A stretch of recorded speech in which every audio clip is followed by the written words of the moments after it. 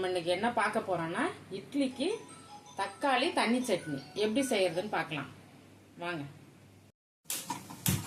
Stove பற்ற வச்சுக்கங்க. கொஞ்சமா எண்ணெய் ஊற்றிக்கங்க. கொஞ்சம் கடுகு, சோம்பு, சீரகம் சும்மா எல்லாம் கொஞ்சம் எல்லாம் சேர்த்து ஒரு அரை ஸ்பூன் வர மாதிரி போட்டுக்கங்க.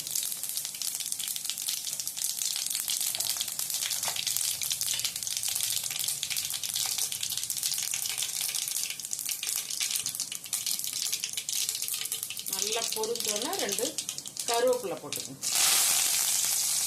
அது கூட ஒரு 2 பூண்டு பல்லு இப்படி தட்டி வச்சுருக்கேன், சின்னதாக இருக்கிறத.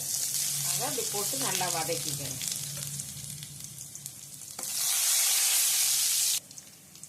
ஒரு 1/4 ஸ்பூன் இஞ்சி பூண்டு பேஸ்ட்டு அந்த எண்ணெயில் சேர்த்துக்கணும். இஞ்சி பூண்டு வேணும்னா சேர்த்துக்கணும், ஒரு வாசனைக்காக தான் நல்லா இருக்கும் சட்னி.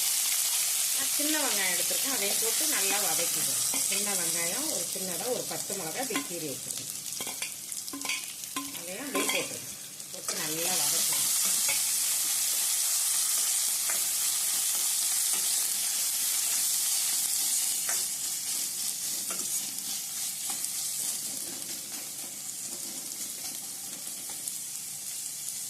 இப்போ ஒரு அரை ஸ்பூன் மஞ்சள் தூள் சேர்த்துக்குங்க.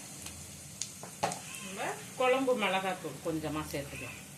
அரைக்கிறது இல்லை, அதனால நம்ம இந்த மாதிரி செய்யறோம். அவ்வளோதான், போதும். நல்லா ஒரு வதக்கிட்டு ஸ்டவ்வை நல்லா சிம்மில் வச்சு வதக்கிடுங்க. நல்லா எண்ணெயில் வதங்கிடுச்சுங்க. இப்போ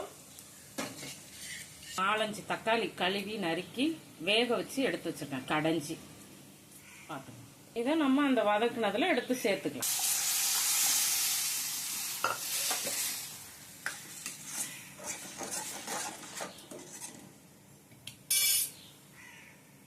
உப்பு போட்டுக்கலாம், பார்த்து போட்டுக்குங்க.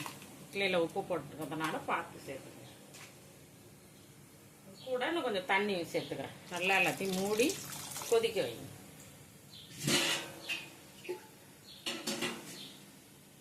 கொஞ்சம் தாராளமாகவே தண்ணி ஊற்றிக்கங்க.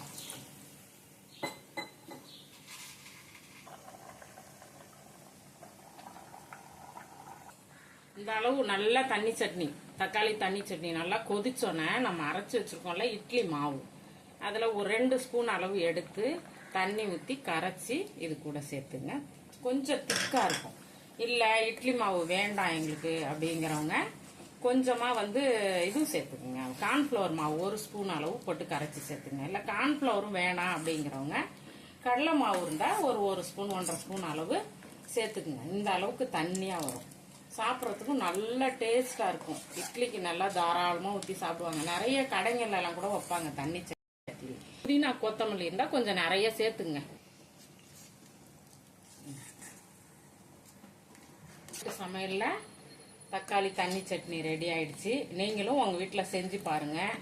செஞ்சு சாப்பிட்டு பார்த்துட்டு எனக்கு கமெண்ட் பண்ணுங்கள், லைக் பண்ணுங்கள், ஷேர் பண்ணுங்கள், சேனலை சப்ஸ்கிரைப் பண்ணுங்கள். நான் போடுற இந்த மாதிரி ஈஸியான டிஷ் எல்லாம் உங்களுக்கு சேரும். நன்றி.